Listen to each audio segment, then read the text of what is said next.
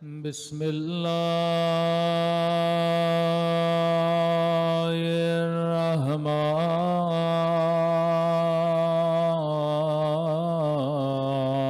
الرحيم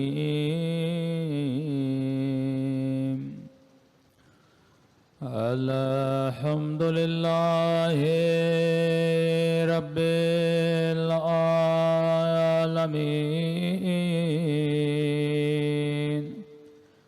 الحمد لله كما هو أهله الصلاة والسلام على سيد المرسلين وخاتم النبيين أبي القاسم محمد اللهم صل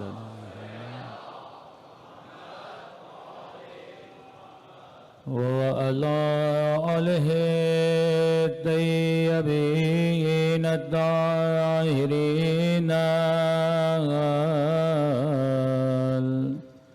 معصومین. سب مل کے دعائے امام زمانہ. الہی عظم البلاء وبرح الخفاء وانكشف الغطاء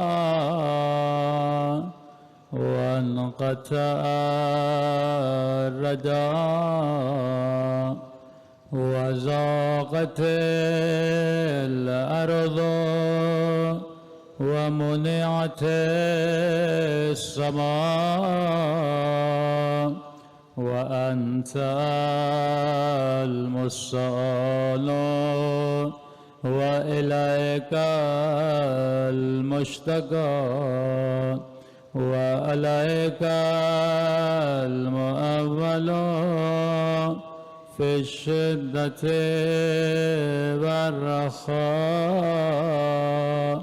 اللهم صل على محمد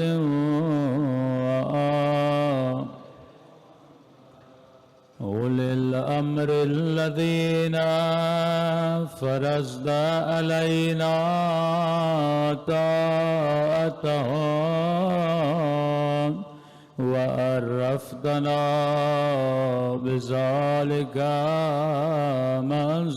منزلتهم ففرج عنا بحقهم فرجا عاجلا قريبا كلمح البصر أو هو أقرب. سب مل کے یا محمد یا علی یا علی یا محمد یا محمد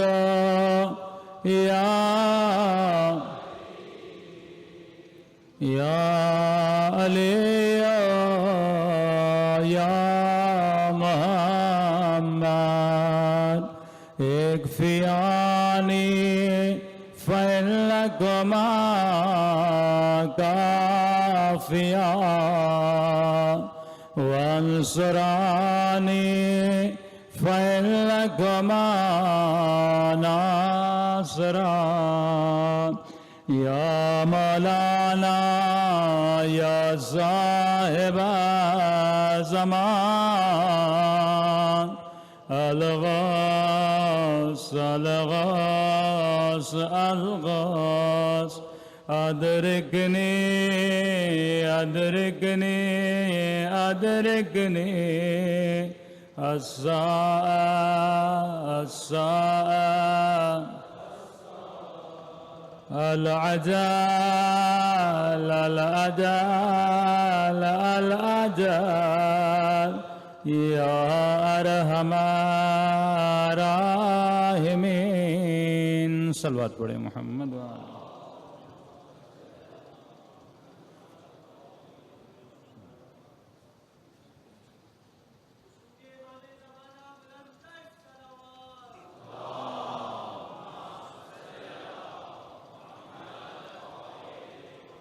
بسم اللہ الرحمن الرحیم. رب اشرح لی صدری ویسر لی امری واحلل عقدۃ من لسانی یفقہوا قولی. اما بعد فقد قال سبحانہ وتعالی فی محکم کتابہ المجید وفرقانہ الحمید وقولہ الحق واصدق الصادقین. بسم اللہ الرحمن الرحیم. قد افلح من زکاہا وقد خواب من دساہا. صلوات پڑھے محمد وآل محمد.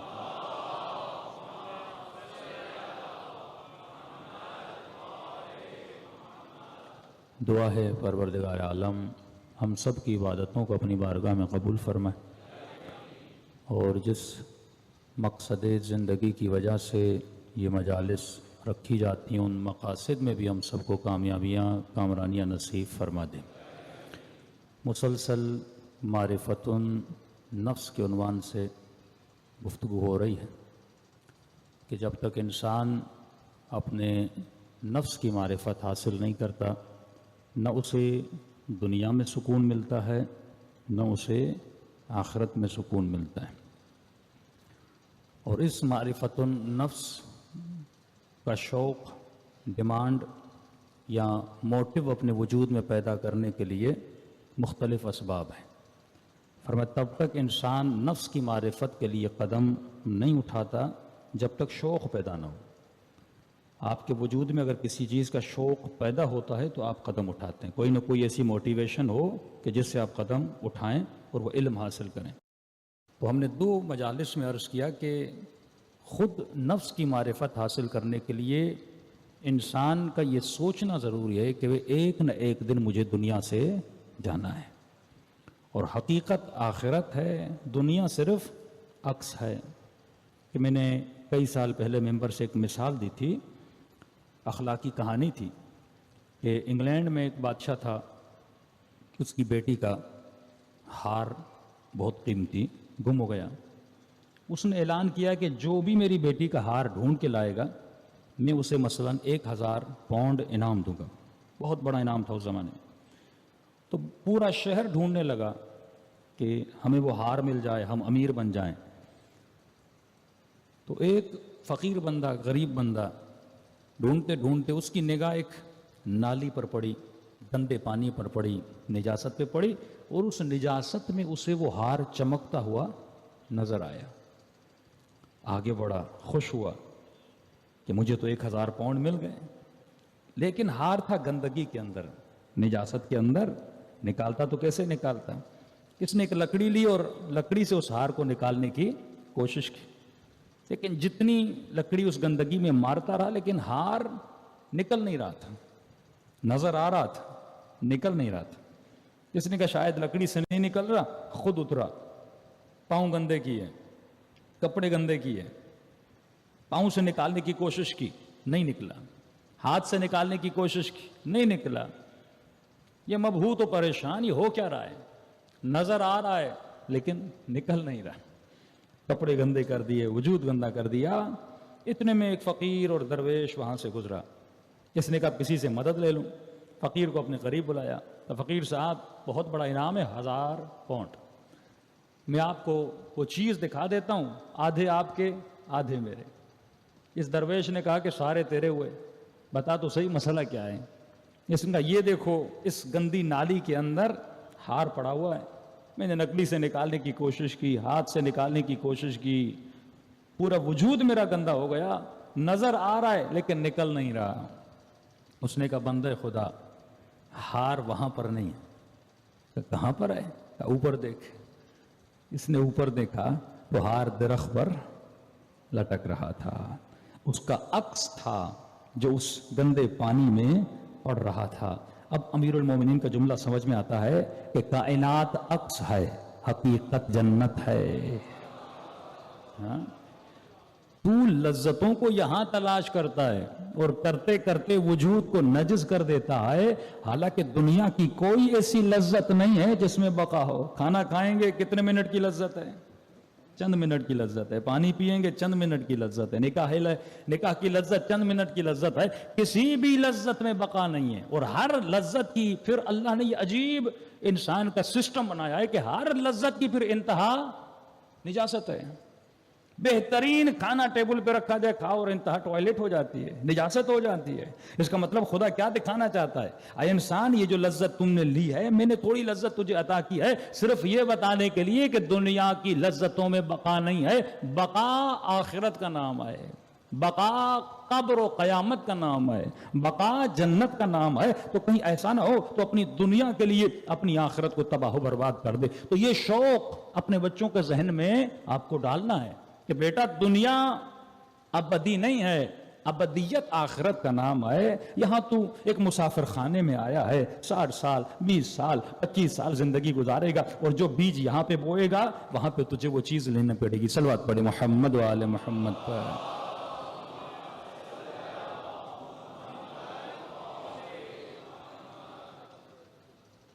تو پہلی چیز، انسان اپنے دل میں شوق ملاقات خدا کو پیدا کرے۔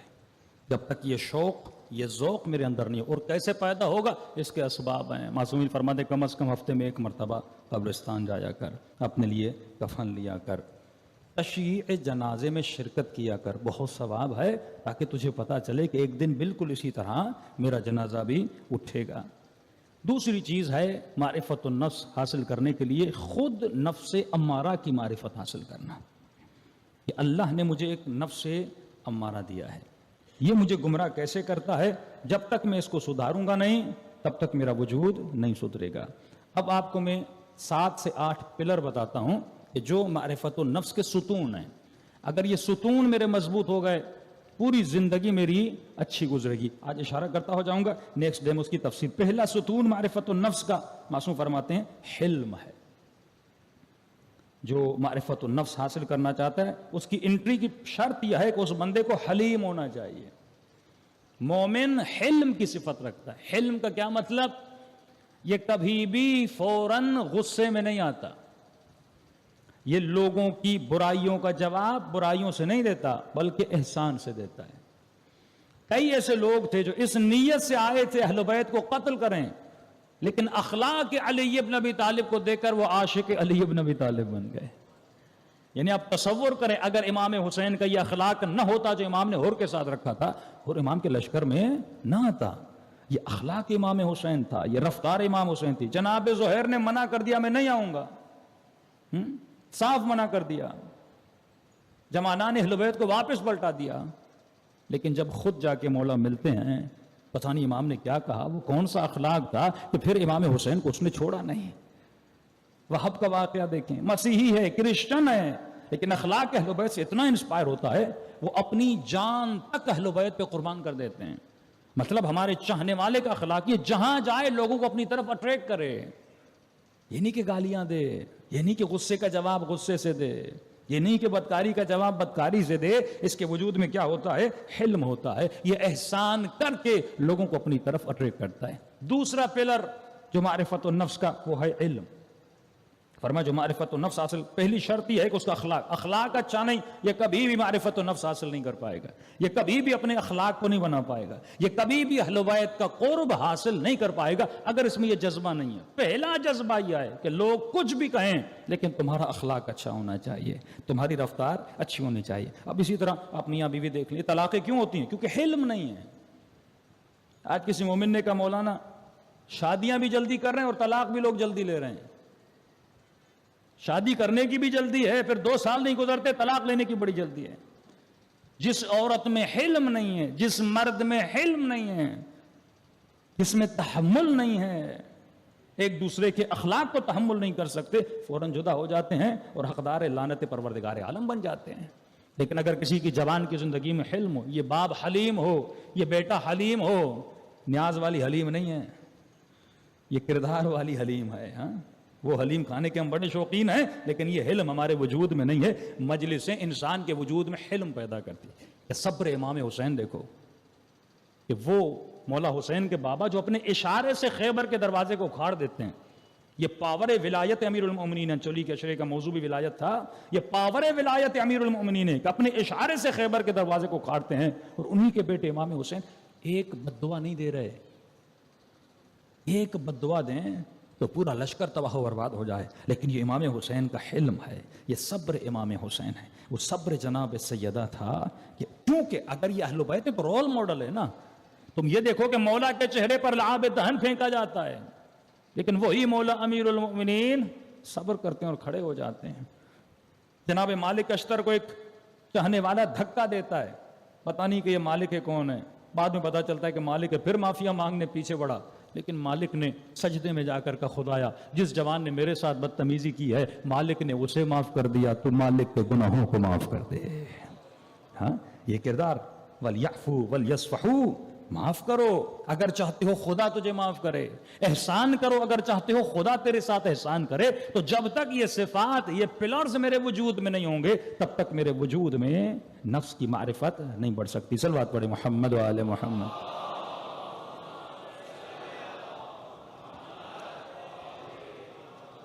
تو یہ کیسے پیدا کرنا، انشاءاللہ اس کی طرف آئیں گے. پہلی چیز حلم، دوسری چیز انسان علم حاصل کرے.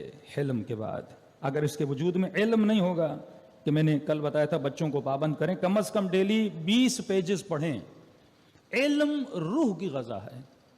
روح کو موٹا کرنا ہے، اسے علم دو. علم دو. ڈرامہ دیکھتے ہو، ٹی وی دیکھتے ہو، دوستوں کے ساتھ گپ شپ مارتے ہو، فضول چیزیں تمہارے ذہن میں جا رہی ہیں. لیکن اگر علم اپنے وجود میں، بھائی دن میں آدھا گھنٹہ فکس کر لو، مجھے تفسیر قرآن پڑھنی ہے، معراج السعادہ پڑھنا ہے، تاریخ انبیاء پڑھنی ہے، تاکہ کچھ نہ کچھ میں سیکھتا رہوں. اور علم آپ کے وجود سے جدا نہیں ہوتا، ہر شے آپ کے وجود سے جدا ہو جاتی ہے. تیسری چیز معصوم فرماتے ہیں کہ ہمارے چاہنے والے کے اندر صفت رشد ہوتی ہے. اگر کسی کے اندر صفت رشد نہیں ہے، یہ معرفت النفس کا علم حاصل. رشد کا مطلب کیا؟ جناب مختار ثقفی کا لقب کا تھا قیس، ان کا فرقہ بنا فرقہ کیسانیہ. قیاست مطلب مومن ہوشیار ہوتا ہے، مومن تیز ہوتا ہے، یہ فتنوں کو جانتا ہے، یہ باطل خیالات کو جانتا ہے، یہ فوراً پکڑ لیتا ہے کہ شیطان مجھے بھی گمراہ کر رہا ہے. فلاں بندے نے جب میرے ساتھ دوستی کی ہے تو یہ میرے ساتھ اچھائی کرنا چاہتا ہے یا برائی کرنا چاہتا ہے. یہ اپنی اچھائی اور برائی کے راستوں کو فوراً منتخب کرتا ہے، اور اتنا ہوشیار ہوتا ہے کہ خود کو گمراہی سے بچا دیتا ہے. اگر جناب حر کے وجود میں صفت رشد نہ ہوتی، کبھی بھی حر کو ہدایت نہ ملتی.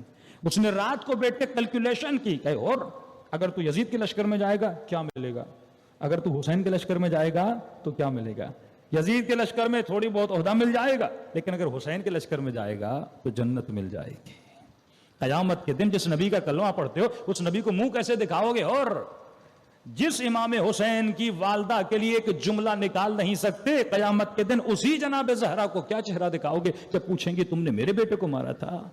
تو جب اس نے کیلکولیشن کی تو اور قیس تھا، اور کے وجود میں رشد تھا. اور امام فرماتے ہیں علی کا چاہنے والا بے وقوف نہیں ہوتا، عقل مند ہوتا ہے. صلوات پڑھے محمد و آل محمد.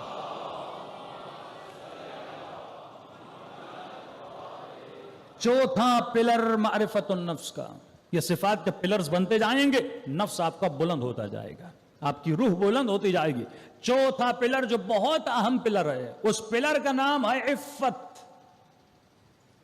جس انسان کے وجود میں نفس کی معرفت ہوتی ہے اس کے وجود میں عفت ہوتی ہے. اگر عفت نہ ہو تو انسان بے غیرت بن جاتا ہے. اور سب سے بڑی ذمہ داری جو آج کے شیطان میڈیا کی ہے وہ یہی ہے کہ جوانوں کے ذہنوں سے عفت کو ختم کر دیا جائے. اس خاتون کے وجود سے عفت کو ختم. اور عفت کیسے ختم ہوتی ہے یہ ہم آگے آئیں گے. عفت کو ختم کرنے میں سب سے بڑا جو کردار ادا کرتا ہے وہ آپ کا نفس امارہ ہے. وہ سب سے پہلے تلاش کرتا ہے کہ آپ کے دل میں کس چیز کی لذت ہے.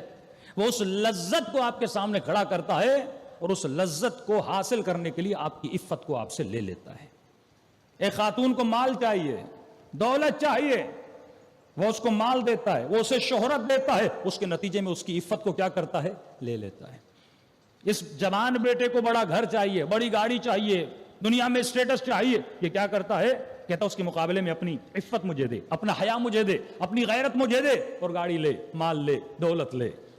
تو اسٹیٹس کو بدلتا ہے، یہاں کی چیز کو وہاں رکھتا ہے، وہاں کی چیز کو وہاں رکھتا ہے، اس کی ڈیٹیل میں آئیں گے۔ تو فرمایا سب سے بڑا کام جو شیطان کا ہے، معاشرے سے عفت کو ختم کریں۔ اور جب عفت ختم ہو جاتی ہے تو انسان بے حیائی میں چلا جاتا ہے، جب عفت ختم ہو جاتی ہے تو انسان بدبخت بن جاتا ہے۔ تبھی کیا فرمایا انسان، یہ جتنے میں نے حیوان خلق کیے ان سے سبق لے۔ اگر میں نے کسی کو نجس بنایا ہے تو نجس کیوں بنا، اس میں بھی میں نے تمہارے لیے درس رکھا ہے۔ کتا اللہ کی مخلوق ہے، نجس ہے، اس کتے میں بھی درس رکھا ہے۔ تو دیکھ کہ کتا اپنے مالک کے ساتھ کبھی بے وفائی نہیں کرتا، جس در کا نمک کھاتا ہے اس در کی نمک حلالی کرتا ہے۔ تو ماں کے پیٹ سے لے کر ابھی تک میں نے تجھے نمک دیا، میں نے تجھے رزق دیا، میں نے تجھے مال دیا، تو کم از کم تیرے اندر ایک نجس حیوان جتنی تو وفا ہونی چاہیے۔ تو انسان ہے، لیکن اگر کسی کے اندر اس کتے جتنی بھی وفا نہیں ہے، قرآن کہتا ہے اولئک کالانعام بل ہم اضل، یہ حیوان سے بدتر ہے۔ حضرت عیسیٰ نے کسی سے پوچھا یہ بتاؤ اگر کوئی تمہارے ساتھ احسان کرے تو کیا کرے گا؟ کہ اللہ کے نبی میں بھی احسان کروں گا۔ کہا یہ تو کتے کی صفت ہے، وہ احسان کے بدلے میں احسان کرتا ہے۔ انسان کا درجہ یہ ہے اگر کوئی تیرے ساتھ احسان نہ کرے تو پھر بھی علی کی طرح اس پر احسان کر۔ یہ درجہ انسانیت ہے، یہ تو صفات حیوان کی صفات ہے۔ خنزیر کو نجس قرار دیا، کیوں؟ کیونکہ اس میں عفت نہیں ہے۔ اگر تو اس کا گوشت کھائے گا تیرے وجود سے بھی عفت ختم ہو جائے گی۔ ویسٹرن ورلڈ میں مرد کی مرد سے شادی ہو رہی ہے، خاتون کی خاتون سے شادی ہو رہی ہے، قوانین پاس کیے جا رہے ہیں گے کے نام سے، لیسبین کے نام سے۔ یہ کیوں؟ عفت ختم کی جا رہی ہے۔ اگر انسان میں شعور ہوتا، عقل ہوتا، آج تک تم نے کبھی دیکھا کتا کتے سے شادی کرے، حیوان حیوان سے شادی کرے؟ لیکن انسان کے وجود سے جب عفت ختم ہو جاتی ہے، یہ خفت کے دروازے میں چلا جاتا ہے، یہ بدبختیوں کے دروازے پہ چلا جاتا ہے۔ معاشرے سے اگر عفت ختم ہو جائے، سب سے بڑی ذمہ داری جب ایک اسٹیٹ کی ہوتی ہے وہ کیا ہوتی ہے؟ کہ اپنے معاشرے میں عفت کو بڑھائے، اپنے کلچر میں عفت کو بڑھائے، اپنی ٹی وی میں عفت کا درس دے۔ کہ میں نے اس دن بعد کی بات، لوگوں نے کہا مولانا آپ نے یہ مثالیں کیوں دیں؟ کہ میں نے کہا اگر آج کسی کو قومی ہیرو بنایا جا رہا ہے تو ایک ایسی خاتون کو جس میں عفت ہی نہیں ہے۔ کیا اس ملک میں ریلیجیس عورتیں کم ہیں جنہوں نے اس ملک کے لیے کچھ کیا ہو، اس ملک کی خواتین کے لیے کچھ کیا ہو، کوئی ایجوکیشنل ورک کیا ہو؟ لیکن کسے ہیرو بنایا جاتا ہے؟ اس سال نہیں پتا کس کو بنایا گیا، جو ایکٹریسز ہیں، جو بے حیا ہیں، جو بے عفت ہیں، ان کو بنایا جاتا ہے تاکہ یہ آپ کا چھوٹا بچہ ہے نا، آپ کی چھوٹی بچی ٹی وی پہ دیکھے گی، ہاں بھائی آج قومی ہیرو کون بنا؟ ایک بے عفت ترین عورت، ایک بدبخت ترین عورت جس نے پوری زندگی اللہ کی نافرمانی کی، لہذا آپ کے بچے کے لیے وہ ہیرو بن جائے گی نا۔ رول ماڈل بناتے ہیں یہ لوگ، بے عفت ترین لوگوں کو رول ماڈل بناتے ہیں۔ یہ جتنا فیشن خواتین میں آتا ہے، ذرا سوچیں کہ ہم فیشن کن خواتین سے لے رہی ہیں۔ کائنات کی بے عفت ترین عورتیں آپ کے لباس کی ماڈل بن جاتی ہیں، آپ کے میک اپ کی ماڈل بن جاتی ہیں، وہ زندگی کے رول ماڈل بن جاتے ہیں۔ اور یہی مرد سوچے کہ اگر میں جس کو اپنا رول ماڈل بنا رہا ہوں، اب باریک چیزیں اس ممبر سے بیان نہیں کی جاتی، ایون عزاداری میں جو ہم پہنتے ہیں کرتے ہیں سب کچھ آپ دیکھیں ہمارے اسٹائل کن سے ملتے ہیں؟ وہ جو بے عفت ترین لوگ ہیں ہم ان کو کاپی کر رہے ہوتے ہیں۔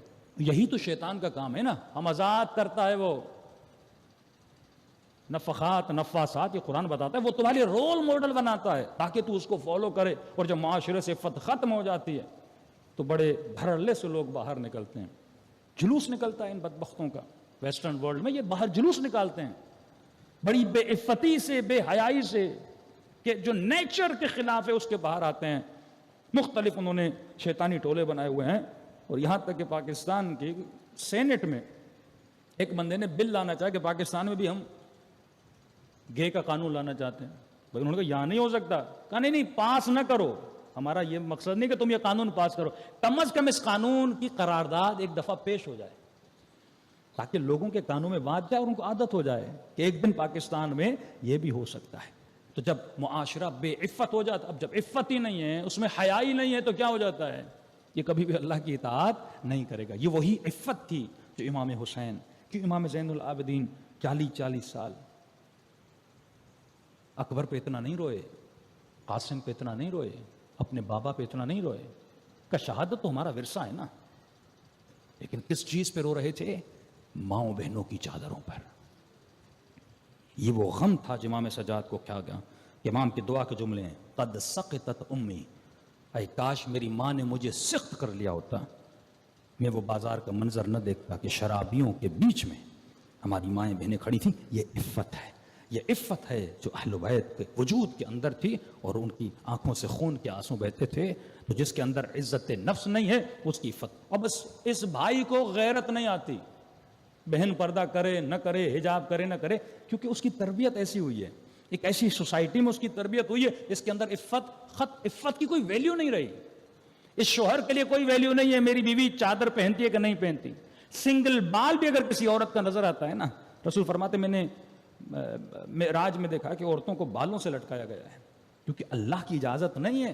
عورت سمجھے کہ میرا وجود میرا نہیں ہے، یہ امانت پروردگار عالم ہے، اور اگر اللہ کی امانت ہے تو مجھے قطعاً اس امانت میں خیانت نہیں کرنی. ہاں اگر کوئی خاتون بتا دے بھائی جناب سیدہ کا حجاب کیا تھا، کم از کم ہم وہ حجاب نہیں کر سکتے تو واجب حجاب تو ہم کر سکتے ہیں. یہ جوان پوچھے کہ مولا علی کی غیرت کا معیار کیا تھا، اگر اتنی غیرت تمہارے اندر نہیں ہے تو کم از کم سمپل غیرت تو انسان اپنے وجود میں پیدا کر سکتا ہے. تو اگر یہ چیزیں، یہ پلرز انسان کے وجود میں نہ ہو، کبھی بھی وہ معرفت و نفس حاصل نہیں کر سکتا. صلوات پڑھے محمد و آل محمد.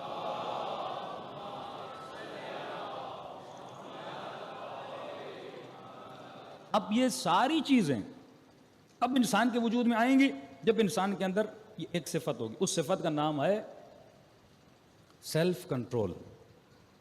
اگر میرے وجود میں ضبط نہیں ہے، مثلا اگر مجھے کوئی گالی دے رہا ہے میں فوراً بھڑک اٹھتا ہوں، کیوں؟ کیونکہ میرے اندر سیلف کنٹرول نہیں ہے. میں اپنی ذات پہ کنٹرول کرنے کی توانائی اور طاقت نہیں رکھتا. 3 دن 4 دن ایک عادت کو چھوڑتا ہوں، لیکن پھر وہ عادت میری طرف پلٹ کے آ جاتی ہے کیونکہ میرے اندر سیلف کنٹرول نہیں ہے. تو یہ جو روزہ ہے یہ اس لیے اللہ نے واجب کیا تاکہ آپ کے اندر کنٹرول بڑھے. میں ہمیشہ مثال دیتا ہوں، جس طرح آپ باڈی بلڈنگ کرتے ہیں تو جتنا ایک ہی دن میں کوئی باڈی بلڈر نہیں بنتا، ریپیٹڈلی آپ کو ویٹ اٹھانا پڑتا ہے تب جا کے آپ کے مسلز مضبوط ہوتے ہیں. بالکل اسی طرح آپ کے برین کے اندر بھی مسلز ہیں. یہ برین کے مسلز کب مضبوط ہوتے ہیں؟ جب آپ ایک کام کو ریپیٹڈلی کرتے ہیں، اتنا کرتے ہیں آپ کے برین کے مسلز مضبوط ہو جاتے ہیں. اب آپ کا ول پاور مضبوط ہوتا ہے. جب ول پاور مضبوط ہوتا ہے تو وزڈم پاور مضبوط ہو جاتا ہے اور آپ کے اندر کنٹرول پیدا ہو جاتا ہے. کہ جو انسان دن میں 3 بار کھائے، خدا کہتے ہیں اب نہیں کھاؤ. اب ظاہر سیلف کنٹرول ہوگا تو روزہ. وہی لوگ روزہ نہیں رکھ پاتے جن بیچارے کے اندر سیلف کنٹرول نہیں ہے، کنٹرول ہی نہیں ہے. پیٹ پہ اللہ سب سے پہلے بتاتا ہے کنٹرول کر.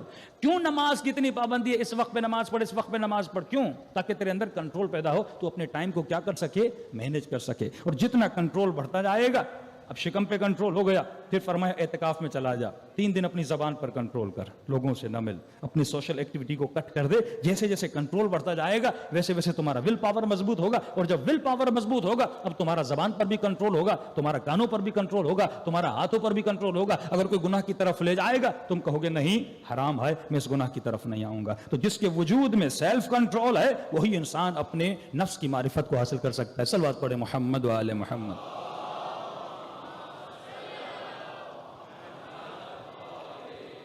اب اس نفس کے خلاف مجھے جنگ کیا لڑنی ہے؟ مولا فرماتے ہیں سب سے بڑا جہاد اور سب سے بڑی کوشش جو انسان کو کرنی ہے وہ اپنے نفس کے خلاف کرنی ہے. کا انسان جو حسرت کھاتا ہے کاش میں کربلا میں ہوتا جہاد کرتا، میں اصحاب بدر کے ساتھ ہوتا جہاد کرتا، میں اہل بیت کے ساتھ ہوتا اور دشمن سے جہاد کرتا. میرے امام فرماتے ہیں انسان تو ابھی بھی جہاد کر سکتا ہے. وہ جہاد بدن کا جہاد تھا، تو آج بھی چاہے تو اپنے نفس کے ساتھ. سب سے بڑا دشمن، یزید سے بھی بڑا دشمن تیرا نفس ہے. عالم کے اندر بھی ہے، جاہل کے اندر بھی ہے، ہر انسان کے اندر ہے. یہ سب سے بڑا جہاد ہے. اگر تو اسے قتل کر لے تو کوئی کہے مولانا میرا جسم زخمی نہیں ہوا، کچھ نہیں ہوا، مجھے اتنا ثواب مل جائے گا. فرمایا کون کہتا ہے؟ سب سے بڑی تلوار جو لڑنی ہے اس نفس کے خلاف لڑنی ہے. اگر تم نے اسے قتل کر دیا تو دنیا میں کامیاب ترین انسان بن جائے گا. اور مولا فرماتے ہیں یہ جو نفس ہے یہ سانپ کی طرح ہے. یہ مت سمجھنا کہ تم نے 4 روزے رکھ لیے، 5 نمازیں پڑھ لی، 6 مجلسیں سن لی، 1 سال سے نماز شب پڑھ رہے ہو اور 2 سال سے زیارت عاشورہ پڑھ رہے ہو تو اس کا مطلب نفس مر گیا. فرمایا نہیں، یہ اتنا بدبخت ہے یہ تھوڑی دیر کے لیے سو جاتا ہے، تجھے دھوکہ دیتا ہے، اب میں چلا گیا، میں نہیں ہوں، پھر اچانک سے تیرے وجود میں بیدار ہو جاتا ہے. تو فرمایا ہمیشہ چوکس رہا کرو. یہ ایک سرکش گھوڑا ہے جسے تمہیں رام کرنا ہے. اور جب یہ رام ہو جاتا ہے فرماتے ہیں اس کو اپنا تابع دار غلام بنا. امام حسین کو آواز ہے کیا ایا ایھۃ النفس المطمئنہ. جب تو بلند مراتب پہ آتا ہے تو تمہارا نفس مطمئن ہو جاتا ہے. اب جو تو کہتا ہے یہ نفس تیری اتباع کرتا ہے. تو اس کی بھی ٹریننگ ہے کہ جتنی عبادات اللہ نے واجب کی, مثلا اللہ نے خمس واجب کیا, کیوں واجب کیا؟ صرف اسی لیے کہ وہ دیکھتا ہے کہ تمہارے دل میں جو گرہ لگی ہوئی ہے مال کے ساتھ بندھی تو نہیں ہوئی, وہ تمہیں آزاد کرنا چاہتا ہے. اب ویسٹرن ورلڈ کا کلچر کیا تھا کہ یہ لنڈے میں جتنے کپڑے آتے ہیں, ہمارے اتنے مومنین بزنس بھی کرتے ہیں ادھر ادھر, اب پتہ نہیں ہے کہ شریعت کے اعتبار سے یہ بزنس کتنا صحیح ہے کتنا غلط ہے. وہاں پہ وہ چیریٹی کے طور پہ اپنے جتنے پرانے کپڑے غریب ملکوں میں بھیج دیتے ہیں, یہاں پہ وہ استری شستری کر کے نئے شے کر کے پھر دوسرے ممالک میں بیچتے ہیں. اگر کسی نے چیریٹی کی نیت سے دیا ہے آپ اس کی خرید و فروخت نہیں کر سکتے, وہ کس کے لیے ہے؟ غریب کے. اب لوگ کر رہے ہیں, لنڈے میں جائیں بوٹ بک رہے ہیں, کپڑے بک رہے ہیں سب, اور آپ بھی جا رہے ہیں خریدتے جا رہے ہیں. اگر آپ کو یقین ہے یہ چیریٹی کے کپڑے ہیں, اگر واقعی چیریٹی کے ہیں تو اس کی بزنس کرنا منع ہے. لیکن نہیں, چیریٹی کے نہیں ہیں, پرانے کپڑے ہیں انہوں نے بیچے ہیں, آپ اس سے بزنس کر سکتے. لیکن سوال یہ کہ یہ جو کلچر ہے یہ ویسٹرن کلچر ہے کہ اپنے جو چیز پرانی ہو گئی وہ غریبوں کو دو. جو کلچر علی ابن ابی طالب کا ہے, تنفقون مما تحبون, جو پرانا ہے وہ اللہ کی راہ میں نہیں دو, جو تجھے پسند ہے. ہاں یہ کردار ہے علی ابن ابی طالب. مولا دو کپڑے لیتے ہیں, ایک اپنے لیے ایک قمبر کے لیے. درزی نے دو کپڑے جدا کیے, ایک اعلیٰ کپڑا تھا ایک تھوڑا سادہ سا تھا, اس نے اعلیٰ مولا کو دیا, جو ہر آدمی کرتا ہے غلام کے لیے سادی چیز لیتا ہے اپنے لیے اچھی لیتا ہے, اور جو سادہ تھا وہ قمبر کو دیا. امام نے کہا ایسا کیوں کر رہا ہے؟ جو اچھے والا ہے وہ قمبر کو دے, جو سادہ والا ہے وہ علی کو دے. قمبر نے کہا مولا آپ آقا, آپ مولا, آپ اچھا لباس پہنے. فرمایا قمبر علی بوڑھا ہو چکا ہے, تو جوان ہے, جوانوں پر اچھی چیزیں اچھی لگتی ہیں. ہاں تو معیاری چیز پہن. فرماتے بیٹا حسن میرا دل کرتا ہے میں کباب کھاؤں. کئی دن ہو گئے علی نے کباب نہیں کھایا, ان کا بھی دل کرتا تھا. ہاں تو امام حسن نے بڑے دنوں کے بعد, بابا کا دل کر رہا ہے, مولا جاتے ہیں کباب بناتے ہیں, گھر میں لاتے ہیں, سفرے پہ رکھتے ہیں. اچانک در پہ فقیر کی آواز آتی ہے کوئی مجھے کھانا دینے والا. فرمایا حسن یہی کباب اٹھا اور اسے دے. کیا بابا کوئی اور غذا اسے دیتا ہوں, گھر میں اور بھی ہے. فرمایا نہیں حسن, جو دل غذا جس غذا کے لیے علی کا دل کر رہا تھا, مطلب یہ مجھے پسند تھا, اب میں وہی دوں گا. فرمایا جو فقیر ہے یہ فقیر نہیں ہے, یہ تمہارے رب کا ہاتھ ہے, تو وہ چیز دیا کر جو تجھے پسند ہے. فرمایا حسن علی کا پیٹ تو نمک سے بھی بھر جائے گا, لیکن میں وہ چیز دوں گا جو علی کو پسند. یہ کردار اہل بیت ہے. لیکن ہمارے پاس وہی ویسٹرن کلچر ہے. ہاں بھائی سال کا اینڈ ہو گیا, دیکھو جتنے پرانے کپڑے بیوی نے نکال دیے, بچوں کے نکال دیے, بیٹوں کے نکال دیے. اب وہ بھی تو اچھی بات ہے, لیکن صرف یہ نہ کرو کہ جو چیز پرانی ہے وہ فقیروں کو دو. یہ کردار اہل بیت نہیں ہے. اور یہ کب ہوتا ہے؟ جتنے بھی واجبات ہیں, وہ خمس ہو, وہ زکوٰۃ ہو, وہ روزہ ہو, یہ تمام تر اس لیے ہیں تاکہ تو اپنے نفس کو مارے اور تمہارے وجود میں اطاعت پروردگار عالم پیدا ہو جائے. صلوات پڑھے محمد و آل محمد پر.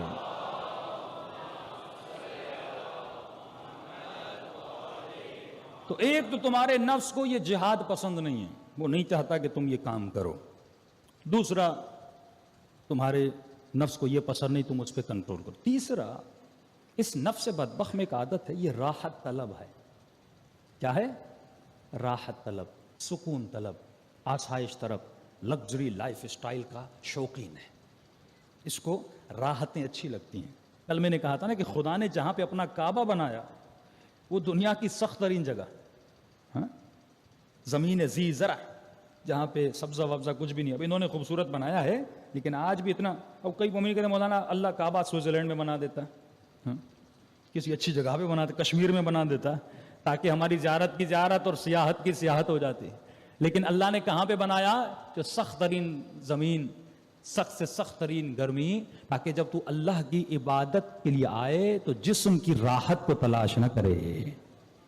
ہاں کئی لوگ کربلا کی زیارت کے لیے جاتے ہیں, 5 اسٹار ہوٹلوں میں رہ رہے ہیں. یہ تم نفس کو راضی کر رہے ہو.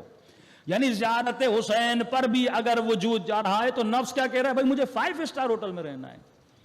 ایک مرتبہ زندگی میں ہم نے غلطی کر کے قافلہ بنانا چاہا تھا, اور 4-5 لوگ, میں نے کہا اسپریچول جرنی شروع کریں تاکہ یہ 1 مہینہ جو جاتے ہیں ان کو کم از کم میرا جو 7 ایسی کتابیں پڑھا دے پورے قافلے میں.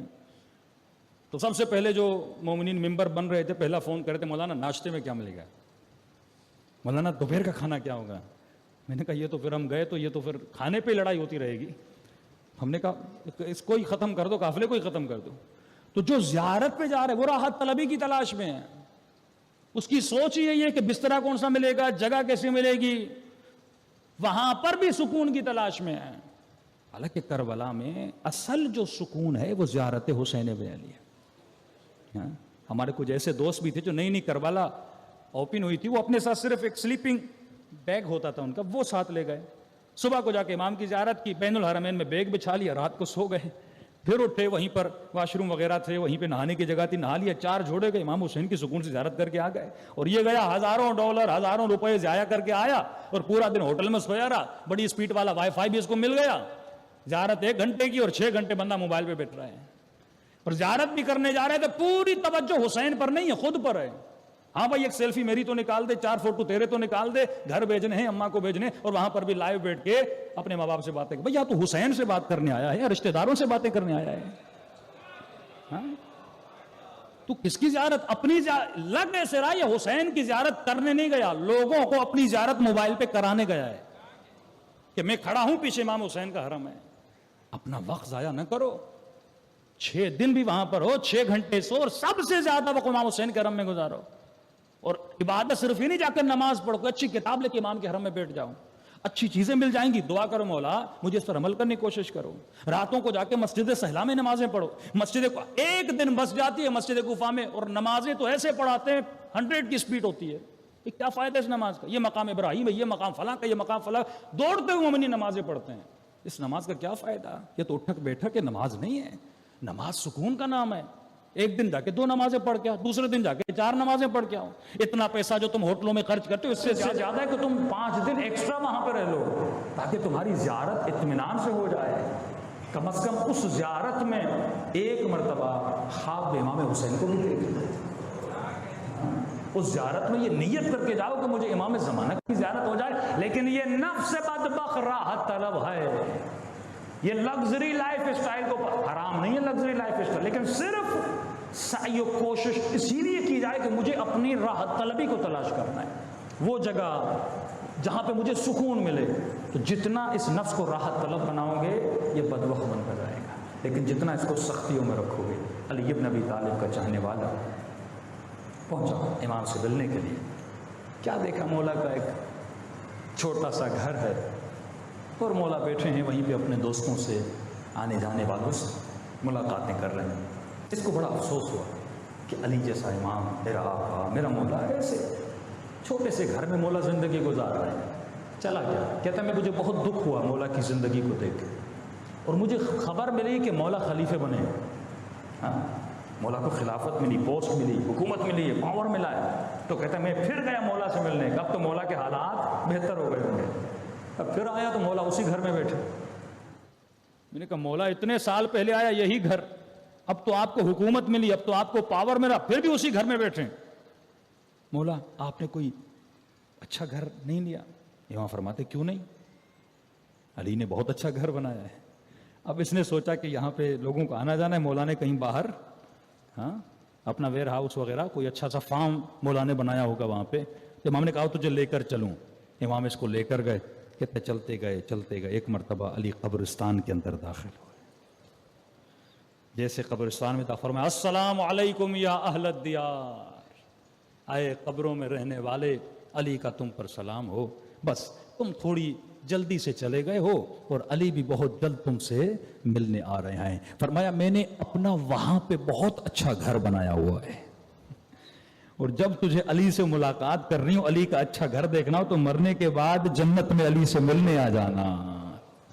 حقیقی محل اہل بیت کے وہاں ہیں, حقیقی گھر جس کی تمنا کرتے ہو کہ اے خدا مجھے جنت میں علی ابن ابی طالب کا ہمسایہ بنانا. یہاں بڑے بڑے بنگلے والے, لیکن وہاں پہ اصل میں یار تو وہ ہے نا کہ تمہارا وہاں پر, یہاں کے گھر تو چھوڑ کے جاؤ گے آج اپنا, پھر بیٹے کا, پھر پوتے کا, پھر پتہ نہیں کس کا, لیکن وہاں کا جو گھر ہے وہ ہمیشہ تیرا ہی تیرا رہے گا. کوشش کرو کہ یہاں کے گھروں کی تختیوں کو مت سجاؤ, جنت کے گھروں کی تختیوں کو سجاؤ. صلوات پڑھے محمد و آل محمد.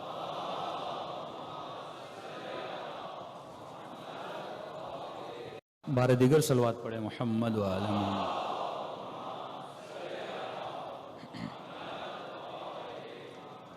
دوسرا فرمایا یہ راحت طلب بھی ہے، چوتھا یہ نفس بدبخت لذت پرست ہے، اس کا جو دھوکہ ہے وہ لذت ہے۔ اب ہر انسان کا معیار الگ ہے۔ اکثر لوگ کہتے ہیں کہ مولانا، علماء فرماتے ہیں کہ خدا کا شکر کرو کہ تم کوفے کے ماحول میں نہیں تھے، شکر خدا کرو کہ اتنوں سالوں کے بعد یہاں پیدا ہوئے ہو اور آج تم 14 کے 14 معصومین کے ماننے والے ہو۔ کیونکہ بڑا مشکل ہوتا ہے انسان جب ایک برے ماحول میں بڑا ہوتا ہے، وہاں پہ جو انسان کو دعوتیں ملتی ہیں۔ اب ہر انسان کی لذت الگ ہے، ہر انسان کا نشہ الگ ہے۔ کہ میں نے کسی جگہ پہ کہا تھا لوگوں کا نشہ، کسی کا نشہ چرس ہے، کسی کا نشہ شراب ہے، کسی کا نشہ نگاہ حرام ہے، کسی کا نشہ فلمیں دیکھنا، کسی کا نشہ کرکٹ کھیلنا، ہر بندے کا نشہ الگ ہے۔ مولویوں کا نشہ کیا ہے؟ کوئی نشے سے بچا ہوا نہیں۔ یہ حدیث معصوم ہے کہ کسی کا نشہ حکومت، کسی کا نشہ پیسہ، کسی کا نشہ دولت، کسی کا نشہ اچھی آواز۔ فرمائے مولویوں کا نشہ ہے واہ واہ، یہ مولویوں کا نشہ ہے، یہ ذاکروں کا نشہ ہے کہ جب ان کو کوئی واہ واہ کرتا ہے تو انہیں کیا ہوتی ہے؟ خوشی ہوتی ہے، کیونکہ ذات کی واہ واہ ہوتی ہے۔ اسی لیے فرمائے کہ جب بھی واہ واہ کرو، یہ واہ واہ کرنا گناہ بھی ہے، یہ واہ واہ کرنا ثواب بھی ہے۔ کہ مولا گناہ کب ہے، ثواب کب ہے؟ کہ جب واہ واہ کرنے والا واہ واہ کرے ذاکر کو، کسی شخص کو، تو گناہ ہے۔ لیکن اگر واہ واہ کرنے والا واہ واہ کرے اس ذکر کو جو ذاکر کر رہا ہے، تو پوری رات بھی کرے تو کیا ہو جاتا ہے؟ عبادت ہو جاتا ہے۔ ہر انسان کا اپنا نشہ ہے، ہر انسان کسی نہ کسی نشے میں مبتلا ہے۔ ضروری نہیں کہ اگر مجھے ڈرامہ اچھا لگتا ہے تو آپ کو بھی لگے، ضروری نہیں کہ آپ کو مثلاً سگریٹ کا نشہ ہے تو دوسرے کو بھی ہو، ضروری نہیں کسی کو گھٹکے کا نشہ ہے تو دوسرے بندے کو بھی ہو، کسی کو مال کا نشہ، کسی کو حسن کا نشہ، کسی کو اچھی آواز کا نشہ۔ وہ فرمائے یہ جو نفس ہے یہ تجھے لذتوں میں مبتلا کرتا ہے۔ اب یہ تجھے چیک اینڈ بیلنس کرنا ہے کہ میرے اندر کون سا نشہ ہے کہ جس کو میں ختم کروں اور اس کے ختم ہونے کے بعد میں اپنے نفس پر کیا کر سکوں؟ کنٹرول کر سکوں۔ تو فرمایا ایک یہ نفس بڑا راحت طلب ہوتا ہے، لگژری لائف اسٹائل کو پسند کرتا ہے۔ دوسرا یہ تمہارے اندر لذتوں کو ایجاد کرتا ہے۔ اب لذت کا نشہ کیسے ختم ہو؟ آپ سفرے پر بیٹھیں۔ مولا علی فرماتا ہے انسان کھانا کھاؤ، کھانا کھانا منع نہیں ہے، لیکن کھاتے کھاتے ابھی تمہارے پیٹ میں 2 لقموں کی جگہ ہو تو کھانے کو چھوڑ دو۔ بعض مومنین تو ایسے ہیں کہ لقمہ جاتا نہیں، پیچھے سے دھکا بھی دینا پڑتا ہے۔ میں نے بعض عراق ہم گئے ہمارے، کیونکہ میں عراقیوں کے ساتھ بہت پلا بڑا ہوں، تو ان کی بڑی عادت ہے لقمے بڑے بڑے لیتے۔ تو طالب علم تھا، ساتھ پڑھتا تھا، میں نے کہا بندے خدا کہ ہمارے یہاں ایسے کھایا جاتا ہے۔ میں نے کہا مولا فرماتے نہیں، چھوٹے چھوٹے لقمے، کم از کم آپ کے دانت کتنے ہیں؟ دیکھیے اس میں جسم کا بھی فائدہ ہے، یعنی اگر اتباع اہل بیت ہو تو دنیا بھی آباد، انسان کی آخرت بھی آباد۔ اگر 33 دانت ہیں تو اگر کم از کم ایک لقمے کو 30 ٹائم چبانا چاہیے۔ اس کے چبانے سے کیا ہوتا ہے کہ آپ کا جتنا معدے کا ڈائجسٹنگ سسٹم ہے وہ ہمیشہ آپ بڑی آسانی سے وہ ہضم ہو جاتا ہے، کبھی آپ کو پیٹ کی بیماری نہیں ہوگی، کبھی آپ کو السر نہیں ہوگا۔ لیکن انسان کھانے کے حریص بنے، لذت لے، جلدی جلدی کھائے، حالانکہ لذت زبان پر ہے، لقمہ نیچے کیا لذت ختم۔ تو مولا کیا فرماتے؟ زیادہ چباؤ زیادہ لذت لو۔ اور سائنٹیفکلی بھی ہے کہ جو انسان زیادہ چباتا ہے اس کا پیٹ بھی جلدی بھر جاتا ہے۔ غالباً آیت اللہ دستغیب کے پاس ایک موٹا سا آدمی گئے، قبلہ مجھے کوئی نسخہ دیجیے پتلا ہو جاؤں۔ اب ہر نسخہ مولوی سے بھی نہیں لیا جاتا، انہوں نے نسخہ دیا، کہا نسخہ یہ ہے کہ اپنے کھانے کے ہر لقمے پر 1 سورہ انا انزلنا پڑھو۔ اب اس کو کہتے زیادہ چباؤ، تو وہ چبانے والا تو تھا نہیں، موٹا آدمی کتنا چبائے گا، سست ہوتا ہے وہ۔ تو اسے کہا کہ بھائی 33 مرتبہ اپنا 1 لقمے پہ 1 سورہ انا انزلنا پڑھو۔ اس نے کہا یہ تو بڑا مشکل ہے۔ کہا پھر دیکھو نا، موٹا بننا آسان ہے، پتلا ہونا مشکل ہے۔ نفس بہت جلدی موٹا ہو جاتا ہے، بہت جلدی، لیکن اسے پتلا کرنا بڑا مشکل ہوتا ہے۔ اس کی زندہ مثال ہے، آپ 30 دن روزے رکھیے، 1 ہفتہ مشکل ہوتا ہے، 10 دن کے بعد عادت پڑ جاتی ہے، نفس کو عادت ہو جاتی ہے روزے رکھنے کی، بھوک کی۔ اور جیسے روزہ ختم ہوا عید پارٹی شروع ہو جاتی ہیں، ہاں ایک دن 2 دن 3 دن اتنا کھاتے ہو، میں چیلنج کرتا ہوں چوتھے دن روزہ رکھ کے دکھاؤ. 30 دن جو تم نے محنت کی وہ 3 دن میں تم خود ہی برباد کر دیتے ہو. تو اسی لیے فرمایا کم از کم 1 ہفتے میں 1 روزہ، نہیں تو 15 دن میں 1 روزہ، نہیں تو 1 مہینے میں 1 روزہ رکھو، تاکہ یہ نفس کس کے کنٹرول میں رہے؟ تمہارے کنٹرول میں رہے. ایسا نہ ہو کہ تم مرغی کا غلام بن جائے، ایسا نہ ہو تم مچھلی کا غلام بن جائے. دیکھو سفرے پر جب کھانا آتا ہے، اب آپ کو ایک مرتبہ پتا چلے یہ میرا سب سے پسندیدہ کھانا ہے، اس دن کنٹرول کر کے دکھاؤ نا. کہ مولا کو کباب پسند ہے، فقیر آتے ہیں دے دیتے ہیں، پھر کہتے ہیں علی کا پیٹ تو نمک سے بھی بھر جائے گا.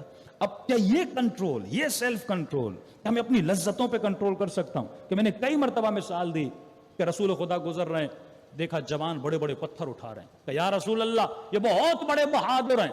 نبی فرماتے ان سے بڑا کوئی بزدل کوئی. کہ یا رسول اللہ کیوں؟ فرمایا یہ بتا پتھر کا وزن کتنا ہے؟ کہ پتھر کا وزن 50 کلو 20 کلو 100 کلو بہت وزن ہوگا. فرمایا یہ بتا تمہاری آنکھوں کی جو پلکیں ہیں اس کا وزن کتنا ہے؟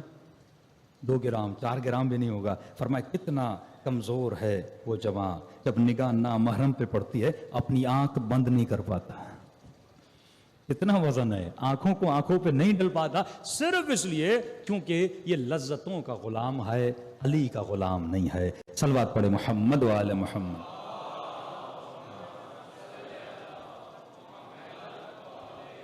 محمد وعجل فرجہ. تو جب تک انسان اپنی لذت پرس بنے گا تو کبھی بھی علی کی ولایت کے اندر داخل نہیں ہو سکتا. جب تک ڈھونڈے یہ تمام تر چیزیں آپ ڈھونڈیں کہ میری کمزوری کیا ہے، میری ویک پوائنٹ کیا ہے. وقت بہت جلدی سے گزر رہا ہے. فرمایا ایک چیز معرفت النفس حاصل کرنے سے پہلے عزت نفس کا خیال رکھنا ہے.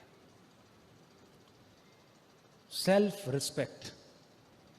جس انسان میں عزت نفس نہیں ہے وہ انسان گناہ کرتا ہے. جس انسان میں عزت نفس نہیں ہے وہ اہل بیت. تو پہلے اپنی عزت کرنا سیکھ. بچوں کو سیلف ریسپیکٹ کا درس دیجیے.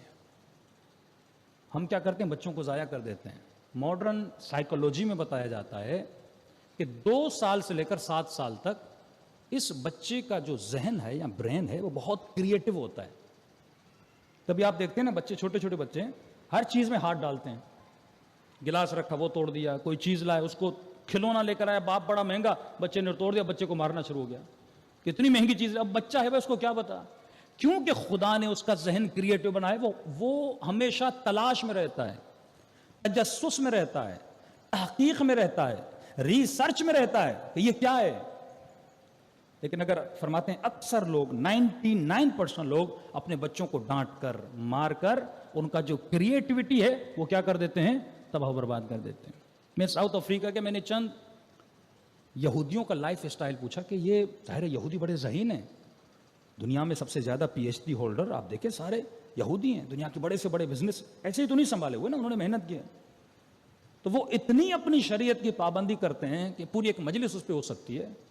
مثلا ان کی خواتین 6 مہینے کے بعد کوئی کھانا نہیں کھاتی. کیا کرتی ہیں؟ زیادہ تر دودھ اور کھجور. ان کی شریعت میں کہ حضرت مریم نے بھی کھجور کھائی تھی، اور یہ سائنٹیفکلی بھی ثابت ہے کہ جو خواتین کھجور کھاتی ہیں بچہ طاقتور بھی ہوتا ہے. اور کیا کرتی ہیں؟ 6 مہینے کے بعد کوئی زیادہ کام نہیں کرتی. ان کے سامنے ایک بورڈ رکھا جاتا ہے، اس بورڈ پر میتھمیٹک کے مسئلے، کیمسٹری کے مسئلے، جتنے بھی علمی مسائل ہیں ان کو کیا کرتی ہیں؟ سولو کرتی ہیں. ڈیلی بیسس پہ یہی کرتی ہیں. کوئی اور ایکٹیویٹی ٹی وی دیکھنا، گانے دیکھنا، ادھر جانا ادھر جانا، ادھر گھومنا نہیں. یہ 4 مہینے جب سے بچہ 4 مہینے کے بعد بچہ بن جاتا ہے، اس میں روح آ جاتی ہے، تو اس کے بعد یہ جتنی بھی عقلانی کام ہے، میتھمیٹیکلی کام ہے، اگر وہ پڑھی ہوئی ہے تو بکس پڑھتی ہیں، ایسے کام کرتی ہیں. اب جب یہ بچہ دنیا میں آتا ہے تو کیا بنتا ہے؟ ہوشیار بچہ بن جاتا ہے. وہ تباہی جو 4 سال کا حافظ قرآن، اس کی ماں نے یہی کہا نا، کہتے جب سے یہ بچہ میری شکم میں آیا میں ڈیلی بیسس پہ کوشش کرتی تھی 4 جز 5 جز قرآن کی پڑھتی تھی، اور سب سے پہلے بچے کی سماعت ایکٹیو ہو جاتی ہے. میں گھر میں یہ قرآن کھول کے رکھتی تھی. اب جب ماں نے اتنا پڑھا اس شکم میں بچے نے سنا، جب یہ بچہ پیدا ہوا تو اس کے والد کہتے ہیں جب اس نے بولنا شروع کیا کہ ہم کہتے تھے الحمدللہ رب العالمین، بچہ آگے کہتا تھا الرحمن الرحیم مالک یوم الدین. آپ اپنے ہاتھوں سے اپنے بچوں کو بنا سکتے ہیں، لیکن کیونکہ علم معرفت و نفس نہیں ہے، تربیت کا علم نہیں ہے، ایک کے پاس 5 بچے ہیں، ایک نشائی بن گیا، ایک پتہ نہیں کیا جواری بن گیا، ایک کیا بن گیا، بچے تباہ و برباد ہو گئے. جو سب سے برترین نعمت پروردگار عالم تھی ہم نے اس کو تباہ کر دیا. اس بچے کی سیلف رسپیکٹ کو سائیکالوجی میں کہتے ہیں سیلف اسٹیم، اس کی اسٹیم کو تباہ کر کے ہم نے بچے کو تباہ کر دیا. اس کا جتنا کریٹو مائنڈ تھا ہم نے اسے خراب کر دیا. بچہ اگر نقصان کرے اسے سمجھاؤ کہ میرے لال یہ برائی ہے، یہ اچھائی ہے، یہ اس طرح بنتا ہے، یہ اس طرح بگڑتا ہے. تو آہستہ آہستہ اب جب یہ 7 سال کا بنے گا، جس طرح آپ کو کوئی گالی دیتا ہے آپ کو برا لگتا ہے لیکن آپ اپنا دفاع کرتے ہو، آپ کے ساتھ کوئی زیادتی کرے آپ ڈیفینس کی پوزیشن میں آ جاتے ہو. یہی کیفیت ایک چھوٹے بچے کی ہوتی ہے. جب آپ اس کو مارتے ہو، جب آپ اس کو پیٹتے ہو، جب آپ ڈنڈیوں سے اس کو مارتے ہو تو اس بچے کو بھی غصہ آتا ہے، لیکن بچہ ہے غصہ نکال نہیں پاتا، آپ کو کچھ کہہ نہیں پاتا تو یہ غصہ اپنے اندر ڈالتا رہتا ہے. لہٰذا بچے کی جو سیلف رسپیکٹ ہے وہ کیا ہو جاتی ہے؟ تباہ ہو جاتی ہے. تبھی مولا فرماتے ہیں اکرموا اولادکم، اے علی کے چاہنے والو اپنے بچوں کو عزت دو اور اپنے بچوں کو ادب سکھاؤ. اگر پوری رات اور دن ماں باپ آپس میں لڑتے رہیں گے بچہ ادب سیکھے گا. ایک دوسرے کو گالیاں دیتے رہیں گے یہ بچہ ادب سیکھے گا. پوری زندگی یہ دیکھے کہ بابا امی سے لڑتے رہے، امی بابا سے لڑتے رہے، یہ کبھی بھی با ادب نہیں بنے گا. نہ ہی اس بیٹی سے یہ توقع رکھیں اس کی شادی ہو جائے گی، اس کا گھر بنے گا. تمام تر جڑ یہ ہے کہ ہم اپنی زندگیوں میں ہم نے وہ اخلاق پیدا نہیں کیا جو اخلاق اہل بیت علیہ الصلوۃ والسلام تھا. اس جنگ کی حالت میں کہ آج جناب علی اصغر کی رات ہے نا، فرماتے ہیں جناب رباب نے بہت ساری مقاتل کی کتاب دیکھی، کہتے ہیں اس بی بی نے اصغر پہ رویا نہیں. جب پوچھا جاتا تھا بی بی رو کیوں نہیں رہی ہو، فرماتے اگر میں روؤں گی تو حسین کو حوصلہ کون دے گا. ہاں یہ اخلاق کربلا ہے نا. سیدہ زینب کا اخلاق دیکھیں، یہ حوصلہ کہاں سے آتا ہے؟ بچپن سے اہل بیت نے اپنے بچوں کی تربیت ایسی کی تھی، اخلاق کے ساتھ تربیت کی تھی، اچھی رفتار. ان کو اب جب تک تو بچے کو اپنی عزت کرانا نہیں سکھائے اب عزت کیسے ڈیولپ ہو؟ دیکھیے نا یہاں پہ کیا ہوتا ہے کہ پھر وہی کہہ رہا ہوں کہ یہاں یہ اچھائی کو برائی کے نام پہ رکھا جاتا ہے، برائی کو اچھائی کے نام پہ. اس بچے کو سکھاؤ کہ میرے لال، مثلا بچہ کہے کہ بابا فلاں بچہ گالیاں دے رہا ہے، میں کیوں گالی کیوں نہیں دوں؟ تم کو بیٹا جب کوئی گالی دیتا ہے نا اس کی عزت ختم ہو جاتی ہے. اگر تو بھی گالی دے گا تیری عزت بھی ختم ہو جائے گی. بیٹی کو سکھاؤ بیٹی جو حجاب نہیں کرتی، جو عفت میں نہیں ہوتی، وہ اپنی عزت ختم کر دیتی ہے. ہاں اس کی کوئی ارزش نہیں ہوتی، اس کی کوئی قیمت نہیں ہوتی. لیکن اگر تم حجاب کرو گی تو امام حسین کے سامنے تمہاری عزت ہوگی، حضرت عباس کے سامنے تمہاری عزت ہوگی، جناب سیدہ فاطمہ کے سامنے تمہاری عزت ہوگی. تو بچے کو اس طرح سمجھاؤ اور اسے بتاؤ کہ عزت کیا ہے، ذلت کیا ہے. اور خطرناک معاشرہ یہ ہے کہ یہ عزتوں اور ذلتوں کی جگہوں کو بدلتے ہیں. آج ایک خاتون ٹک ٹاک پہ بے حیائی پھیلاتی ہے، ٹی وی والے اسے عزت دیتے ہیں. یہی شیطان کا کام ہے. اگر کوئی حسین ابن علی کا سر قلم کرنے جا رہا ہے اسے عزت دی جاتی ہے، انعام دیا جاتا ہے، مقام دیا جاتا ہے، پوسٹ دی جاتی ہے کہ تم نے حسین کا سر قلم کیا ہے. یہی شیطان کا کام ہے کہ عزت اور ذلت کی جگہ کو بدل دو. جس چیز میں عزت ہے اسے ذلت کر کے دکھاؤ، جس چیز میں ذلت ہے اسے عزت کر کے دکھاؤ. ایک ڈانس کرنے والی، ایک گویا، ایک بدبخ، ایک اوریانی پھیلانے والی خاتون کو معاشرہ کیا دیتا ہے؟ عزت، اس کو رسپیکٹ دیتا ہے. وہ خاتون جو اوریانی پھیلاتی ہے اسے انعامات دیے جاتے ہیں، عزت دی جاتی ہے. اب ظاہر ہے یہ بچہ دیکھ رہا ہے نا، آپ کو وہ ماحول دینا ہے، اس کو صحیح تعلیم آپ نے دینی ہے کہ بیٹا یہ عزت نہیں ہے، یہ ذلت ہے، یہ دنیا کا دھوکہ ہے، یہ عزت نہیں ہے. اصل عزت یہ ہے کہ تم پروردگار عالم کے سامنے عزیز رہو. اصل عزت یہ ہے کہ جب تمہیں تمہاری قبر سے اٹھایا جائے تو ملائک تیرے استقبال کے لیے آئیں. ابن سعد عزت کے لیے گیا تھا نا، اور اس نے عزت کس کو سمجھا؟ حکومت کو. اس زمانے میں آلات اور اسباب الگ تھے. اس نے کہا مال ملے گا، دولت ملے گی، غلاموں کا زمانہ تھا، کنیزیں خریدوں گا، اتنی شادیاں کروں گا، بڑا گھر لوں گا، بڑا باغ بناؤں گا. تو وہ ان چیزوں کو عزت سمجھ رہا تھا. تو فرمائے یہ آپ کی ڈیوٹی ہے کہ بچوں کی سیلف رسپیکٹ، پھر اسے بتائیں کہ رسپیکٹ کس چیز میں. رسپیکٹ گالی میں نہیں ہے، عزت گالی میں نہیں ہے، عزت اچھے کردار میں ہے، عزت اللہ کی اطاعت میں. صلوات پڑھے محمد و آل محمد.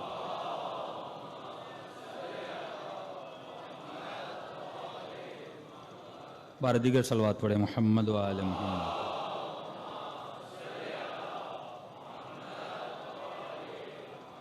وَأَجِّلْ فَرَجَهُمْ. اور فرمایا کہ جتنی مرتبہ آپ اس بچے کو ڈانٹتے ہیں، مارتے ہیں، تو ایک طرح سے اس کا جو مائنڈ ہے وہ آف ہو جاتا ہے، کام کرنا چھوڑ دیتا ہے، بچہ ہینگ ہو جاتا ہے. تو ایسے بچے بڑے ہو کر نہ بڑے سائنسدان بنتے ہیں نہ بڑے کارنامے کرتے ہیں. تو زندگیاں ایسے ہمیں گزارنی چاہیے جیسے اہل بیت نے تعلیم دی. لیکن ایشو یہ ہے کہ نہ ہم پڑھتے ہیں نہ ہم سنتے ہیں. فرمایا سب سے بڑی نشانی ایک بے وقوف کی یہ ہے وہ اپنی غلطی کو تسلیم نہیں کرتا. اسے پتا بھی ہوتا ہے میں غلط ہوں لیکن کرتا ہے. لاپرواہ ہوتا ہے. ایسے انسان کی قیامت میں سزا بہت ہے. آیت اللہ بہجت کے پاس لوگ گئے قبلہ ہمیں نصیحت کریں. انہوں نے کہا سب سے بڑی میری نصیحت یہ ہے. کتنا پیارا جملہ گولڈن ورڈز کے ساتھ اپنے گھروں میں لگائیے. فرمایا میرے لال جتنا پتا ہے اس پر عمل کر. یہ زندگی کی سب سے بڑی نصیحت ہے کہ جو کچھ تم نے سنا. میں ایک جگہ گیا پاکستان میں اور مجمع نے مجلس سنی کہ مولانا اچھی مجلس پڑھی. میں نے کہا اچھی بات ہے. میں نے کہا مولا علی جب ممبر پہ جاتے تھے نا تو لوگ کہتے تھے بخن بخن یا علی افصح الرجال فی العرب. عرب میں فصیح ترین کلام کرنے والا. لیکن مولا فرماتے تھے کہ جنگ پہ چلنا ہے تو کہتے تھے یا علی سردی ہے. تعریفیں بہت کرتے تھے. مولا کیا کہنا آپ کا؟ کہ بھائی جنگ پہ چلنا ہے کہ یا علی سردی ہے. اچھا سردیاں چلی جاتی تھی جنگ پہ چلنا ہے یا علی گرمی ہے. اچھا پھر کہتے تھے جنگ پہ چلو نہ سردی نہ گرمی یا علی بچہ بیمار ہے بیوی بیمار ہے. لیکن جب مولا خطبہ دیتے تھے تو ٹھیک ٹھاک واہ کرتے تھے. تو میں نے مجمع کو کہا کہ سارے امام حسین کے ماننے والے ہو. میں نے کہا کتنے لوگ خمس دیتے ہیں اپنا ہاتھ اٹھائیں. تو بڑی مشکل سے اس مجمع میں 6-7 لوگوں نے ہاتھ اٹھایا. اس کا مطلب ہم سنتے سب ہیں. اچھا اس سے پوچھو واجب ہے؟ کہتے ہاں واجب ہے. دیتے کیوں نہیں؟ اس کا کوئی جواب نہیں. نماز واجب ہے؟ ہاں مولانا واجب ہے. بھائی پڑھتے کیوں نہیں؟ اس کا کوئی جواب نہیں. شریعت کے جتنے واجب احکامات ہیں وہ خمس ہو وہ زکوٰۃ ہو وہ داڑھی ہو مختلف چیزیں ہیں سب جانتے ہیں واجب ہے. لیکن بھائی تم کرتے کیوں نہیں؟ اس کا مطلب یہ ہے کہ میرے اندر مقام تسلیم نہیں ہے. میں اپنے نفس کو اپنی خواہش کو ترجیح دے رہا ہوں. کس کی خواہش پر؟ اہل بیت علیہ الصلوۃ والسلام. یہی جہاد ہے. یہی تسلیم تمہارے اندر آ جائے تو تمہیں خدا وہ مقامات عطا کرے جس کا تم نے تصور نہیں کیا. کہ امام حسین جیسا امام اللہ کی آواز آتی ہے حسین بس تیرا رب تجھ سے راضی ہو گیا. اب اپنے رب کی طرف پلٹ کے آ جا. ایک شکایت کی امام حسین نے اپنے خدا سے اے خدا میں امام ہوں میں معصوم ہوں میرا بچہ کیوں مارا جا رہا ہے میرا اکبر کیوں مارا جا رہا ہے. لیکن نہیں سیدہ زینب نے ایک شکایت کا جملہ ملتا ہے فرماتی ہیں ما رأیت الا جمیلا. ہم نے حسن کے علاوہ تو سب سے بڑی بیماری ہے عمل نہ کرنے کی بیماری. اور جو علماء کے مخالف ہیں وہ میسیجز بھیجتے ہیں مولانا بڑی بڑی باتیں کر رہے ہیں اور یہ روایت ہم نے پڑھی ہے کہ امام آئیں گے تو 70,000 پتہ نہیں کتنے مولویوں کی گردنیں کاٹیں گے. میں نے کہا یہ ہے عربی عبارت اور عبارت بھی صحیح ہے وہاں لفظ مولوی نہیں ہے. 70,000 عالموں کی گردنیں کاٹیں گے. کس کی گردنیں؟ عالم. عربی میں عالم کسے کہتے ہیں؟ جس کے پاس علم ہو کسی بھی چیز کا علم. اردو میں کہوں جسے پتا ہو اور اس نے اپنے علم پہ عمل نہ کیا ہو اسے سزا ملے گی.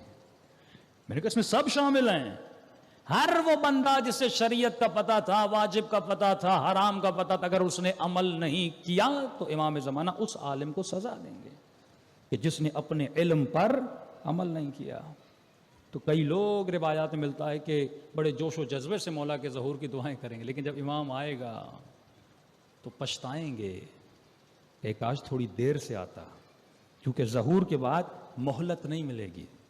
ابھی جی رہے ہو مہلت ہے خود کو سدھار لو لیکن جب مولا کا ظہور ہو جائے گا ذرہ برابر مہلت نہیں ملے گی. امام فرمائیں گے اور کتنی مہلت دوں کتنے محرم تم نے سنے کتنی شہادتیں تم نے سنی کتنی مرتبہ سنا کہ علی اصغر کو شہید کیا گیا، میری ننھی سی سکینہ کو تماچے لگے، اتنے سال میں غیبت میں رہا، علم تجھ تک پہنچا تھا لیکن تم نے اپنے علم پہ عمل نہیں کیا تھا۔ بہت سخت زمانہ ہوگا امام زمانہ کا زمانہ۔ جنگ جمل کیوں بپا ہوئی؟ لوگوں سے عدل علی ابن ابی طالب برداشت نہیں ہوا۔ طلحہ یا زبیر یا علی، ہم نے تجھے خلافت دلوائی ہے۔ امام نے کہا کیا چاہتے ہو؟ کیا تم نے سنا نہیں میں نے اعلان کیا تھا کہ علی کی عدالت تم سے برداشت نہیں ہوگی؟ ہم نے تو سوچا تھا یہ باتیں ہیں۔ امام فرماتے ہیں نہیں، جب وہ دیا بجھاتے ہیں تو سمجھ جاتے ہیں کہ علی کچھ دینے والے نہیں ہیں۔ علی سے دشمنی نہیں تھی، عدل علی ابن ابی طالب سے دشمنی تھی، کیونکہ امام کا جو فیصلہ ہے، بالاخص جو امام زمانہ کا فیصلہ ہوگا، وہ صرف ظاہر پر نہیں ہوگا، ظاہر پر بھی ہوگا، باطن پر بھی ہوگا۔ دعا کریں کہ پروردگار عالم ہمیں توفیق اطاعت دے، ہمیں یہ توفیق دے جو سنتے ہیں ان باتوں پہ عمل کریں۔ کچھ لوگوں کی مثال قرآن دیتا ہے، اولئک وقر فی آذانہم، کچھ لوگ ایسے ہیں جیسے کانوں میں پتھر ہیں، ایسے سنتے ہیں جیسے سن نہیں رہے، سن کے انسنی کر دیتے ہیں۔ قرآن کہتا ہے یہ قیامت کے دن بھی بہرے ہو کر اٹھیں گے، آنکھوں سے دیکھا تھا عمل نہیں کیا تھا، یہ اندھے ہو کر اٹھیں گے۔ تو اگر قیامت کے دن بینائی چاہتے ہو، شنوائی چاہتے ہو، تو زندگی ایسی گزارو جیسی اہل بیت نے کہی ہے۔ صلوات پڑھے محمد و آل محمد۔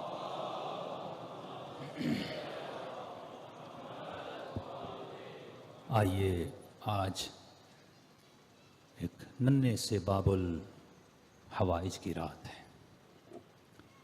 حاجتوں کی قبولیت کا دروازہ جناب علی اصغر۔ لیکن جب بھی روئیں تو محسوس کر کے رویا کریں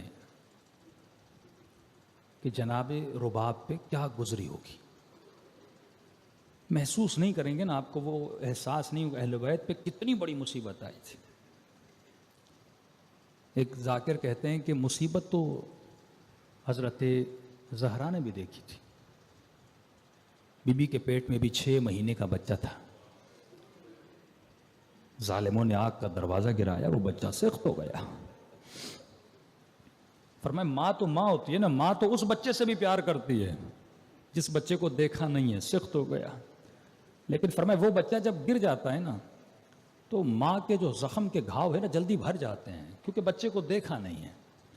لیکن فرمایا جس ماں کا بچہ پیدا ہو، 6 مہینے بچے کے نخرے اٹھائے، اپنی گودی میں لے، اس ماں کے لیے بڑا مشکل ہوتا ہے کہ اپنے بچوں کے زخم دیکھے۔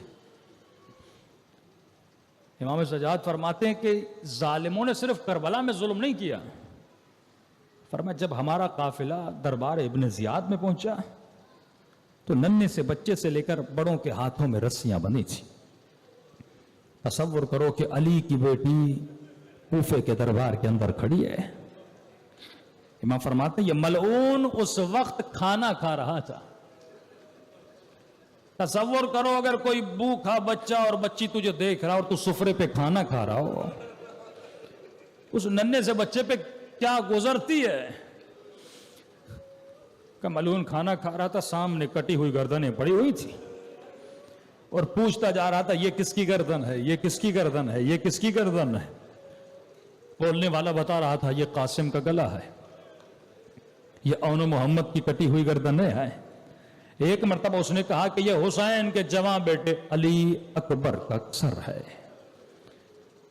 کہ جیسے ابن زیاد نے اکبر کے چہرے کو دیکھا نا، اس نے کھانا کھانا چھوڑ دیا اور کہا مجھے سپاہیوں یہ بتاؤ کس نے کہا تھا حسین کو قتل کرو۔ سپاہیوں نے کہا امیر آپ نے کہا تھا حسین کو قتل کرنا ہے۔ فرمایا اگر مجھے پتا ہوتا حسین کے پاس اکبر جیسا بیٹا ہے میں تجھے کبھی نہ کہتا حسین کو قتل کرو۔ کہا کیوں؟ کہ جس کا ایسا بیٹا دنیا سے چلا جائے وہ خود ہی مر جاتا، اسے تجھے مارنے کی ضرورت نہیں تھی۔ اب تصور کرو رباب پہ کیا گزری ہوگی جب ایک عورت کا دودھ خشک ہو جاتا ہے۔ کچھ حالات میں خشک ہوتا ہے، ایسے خشک نہیں ہوتا۔ اور میں صبح سے شام تک خیموں میں لاشیں آ رہی تھی، کبھی کسی شہید پہ گریا، کبھی کسی شہید پہ گریا۔ یہ بی بی اتنا روئی کہ آنکھوں کا پانی بھی خشک ہو گیا تھا۔ بچوں کی خیموں میں کیا کیفیت ہے؟ سیدہ زینب فرماتی ہیں ایک مرتبہ خیمے میں گئی، ایک 4 سالہ بچہ آیا، کہا پھپھی اماں بہت پیاس لگی ہے۔ میں نے کہا میرے لال پانی نہیں ہے۔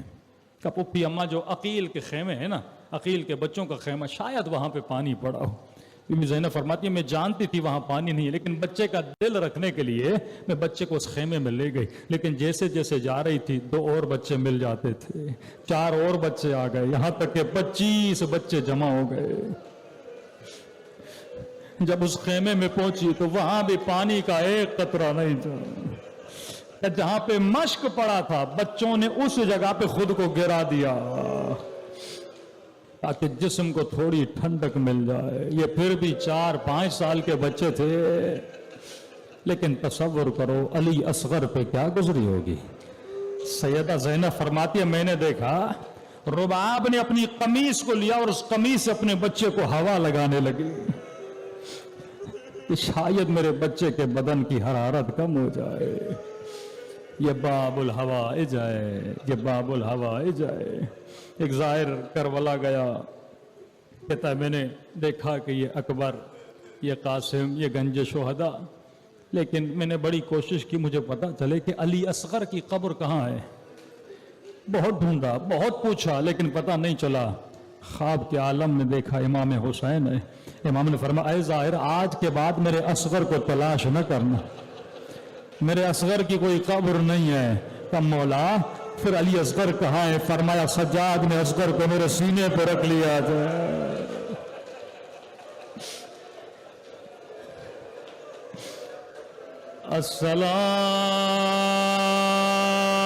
السلام علی الحسین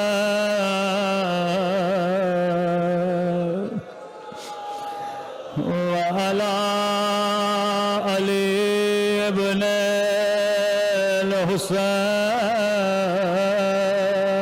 الحسین وعلی اولاد الحسین وعلی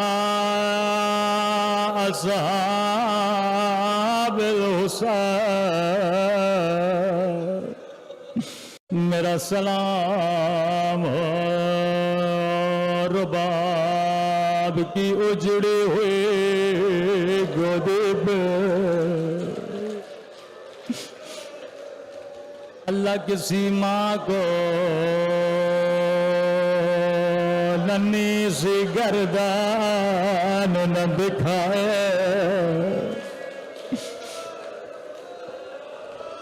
فرمایا بہن زینب میں میدان کی طرف جا رہا ہوں، میرے اصغر کو لا، آخری مرتبہ حسین اپنے بیٹے کا بوسہ لے لو۔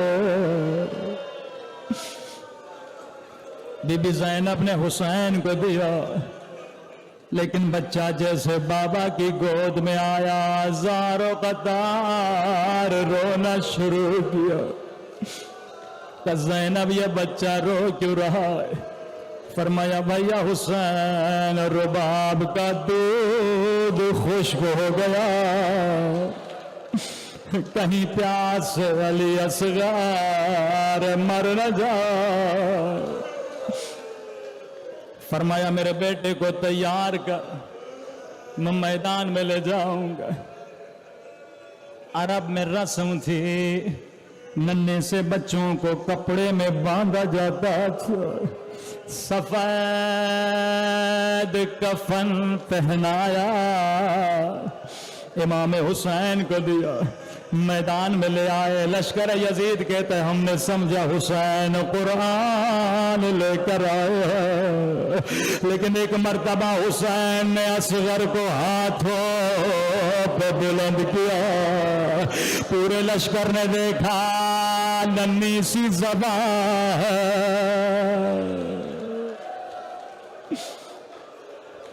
عجیب جملے امام حسین کے۔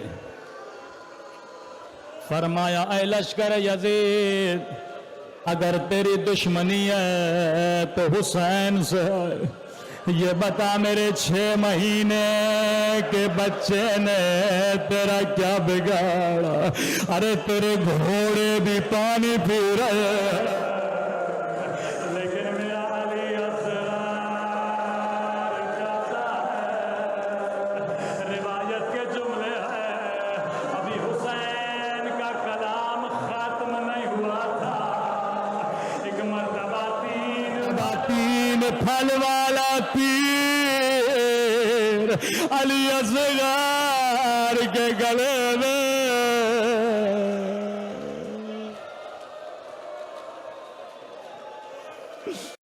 لوہا بڑا سخت تھا، اصغر کا گلا بڑا نرم تھا، یہاں تک کہ تیر حسین کے بازو میں لگا۔ ایک مرتبہ امام حسین نے خنجر نکالا، جو کپڑا ماں نے باندھا تھا، حسین نے کپڑے کو پھاڑا تاکہ میرے بچے کو تڑپنے میں آسانی ہو۔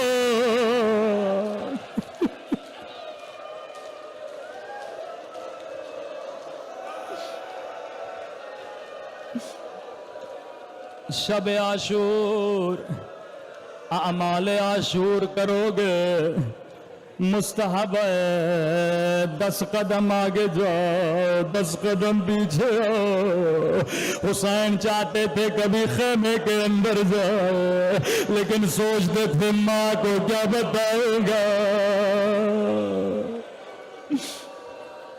وہیں سے آواز دی، بہن زینب ذرا خیمے سے باہر آ۔ بی بی زینب فرماتی ہے میں سمجھ کے باہر آئی، حسین اصغر کو پانی پلا کر آ گئے، لیکن جیسے خیمے سے باہر آئی میں نے کیا دیکھا؟ حسین کے چہرے پہ خون ملا ہوا ہے، داڑھی خون سے رنگین ہے، اصغر کے ننھے سے پاؤں خون میں رنگین ہے۔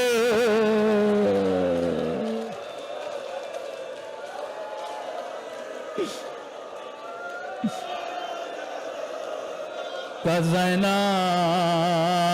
ماں کو نہ بتانا، ماں برداشت نہیں کر پائے گی۔ خیمے کے پیچھے گئے، ننھی سی قبر کو کھودا۔ میں کہوں گا کاش حسین نے علی کی طرح، جس طرح زہرا کی 40 قبریں بنائی تھی، علی اصغر کی 40 قبر بنا دے، بڑی حسرت سے بیٹے کی قبر بنائے، لیکن ہائے حسین کی حسرت۔ 11 محرم کا دن آیا، حرملا نے کہا میرا سر کہاں ہے؟ ماں سے پوچھا بتا حسین نے اصغر کو کہاں دفن کیا تھا، لیکن رباب کیسے بتائے؟ ملعون نے حکم دیا 40 گھوڑے سوار نیزے اٹھائے، یہاں نیزے زمین میں جاتے تھے یا رباب کا کلیجہ۔ ایک مرتبہ نیزہ زمین سے باہر آیا، ایک ننھی سی لاش۔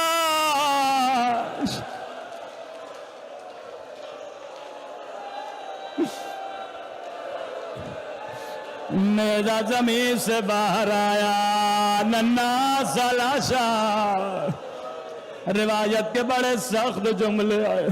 ملعون نے لاشے کو لیا، ماں کے سامنے آیا، کہ رباب تو نے نہ بتایا، اب میں تیرے سامنے ذبح کروں گا۔ یہاں تلوار چلی، رباب کی فریاد بلند ہوئی، او میرا لال 3 مرتبہ، ایک مرتبہ تیر سے شہید ہوا، دوسرا نیزے سے، تیسری مرتبہ تلوار سے۔ ماتم حسین۔